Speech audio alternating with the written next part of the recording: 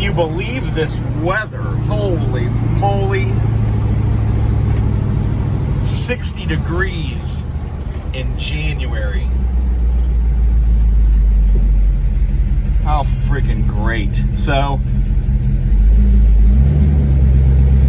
got the, with these new valve covers, the PCV isn't, it's a twist-on valve cover opening, and I've got the push-in PCV thing. So I went to CarQuest. Believe it or not, they had one in stock. One of the twist-in chrome breathers that that has a hole in the top for the PCV. So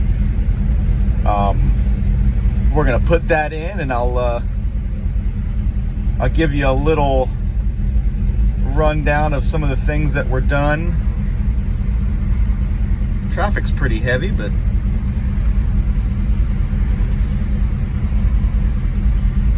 we'll see what we can do. Okay.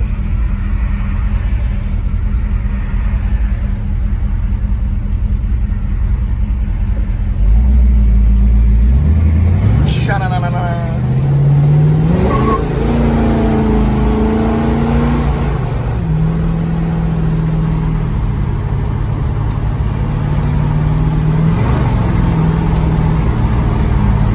Why, yes, it is much quieter in the cab.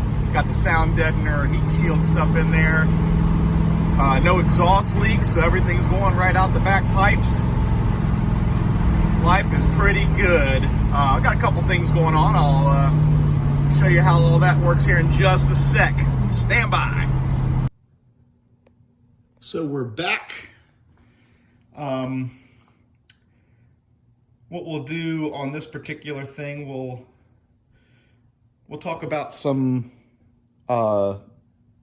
leaks, things to look for. I had some new stuff put on there, so naturally you gotta keep an eye out for leaks. I've been driving it around the last couple of days because the weather's been really great.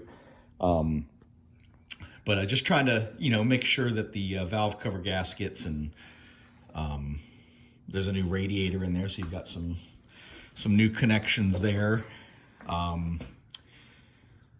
The exhaust manifolds, making sure that but anyway, first thing we're gonna do is we're gonna get rid of this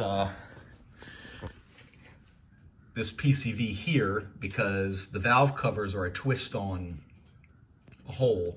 So we're gonna take that out, and we're gonna put this this twist-on PCV breather cap. So stand by. And this is why you don't throw anything away. This thing didn't come with the rubber grommet. It didn't come with the little metal washer or the rubber gasket here.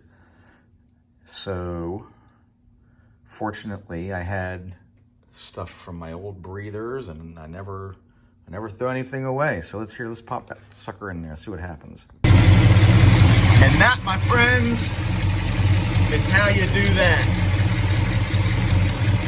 No fumes leaking out of it. Man, I am so happy right now. That was like the last source of leak, or fumes, smoke, that kind of a thing going on here. So here, let's shut the old gal off. Oh, really wonderful. So it was kind of dark in the last video. Showed you all the interior stuff. This new to me shift lever. I think that with the I can interchangeable. I can put the 12 ball on there. I like that 12 ball. It's got some good significance for me. But the white ball, I think, will definitely be like car show day, because it looks pretty factory. The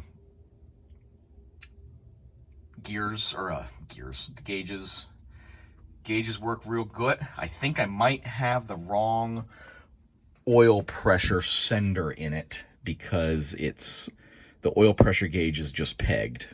So I feel like that just might be a matter of ordering one from one of the classic, Dennis Carpenter or something like that. But that's that. The only other real leaky thing I'm kind of contending with at the moment is the valve cover gasket on this side, on that back side there. I get a little drip there every now and then. I'm constantly trying to keep the oil off the new paint and stuff, so. But that might be something. I gave it another little turn on the nuts. My mechanic said with these chrome valve covers, you don't want to over tighten them because they'll bend. They're not like the factory steel ones, so you don't want to torque on them too much because it'll warp them. So if that's the case, I'll see if I maybe need to get a thicker gasket or something. Maybe even put, as Nick would say, the gasket does the seal. You don't need sealant. There's only a couple places when you're putting that engine back together that you really need to have sealant in there. So valve cover gaskets, you really shouldn't, but I don't know. We'll see. I'll look up what the thickness of the gaskets I got were and see if they offer a thicker one, or maybe the rubber ones, the blue rubber ones from Fel Pro. They might work pretty good. But anyway, that's where we are today. Pretty fun. She runs great. Shifts great. Transmission was slipping just a little bit when I got it back, but it was just low on fluid, so we topped off the fluid. Yeah, everything's good. Radiator is keeping everything really nice and cool. I splurged on that cold case aluminum radiator.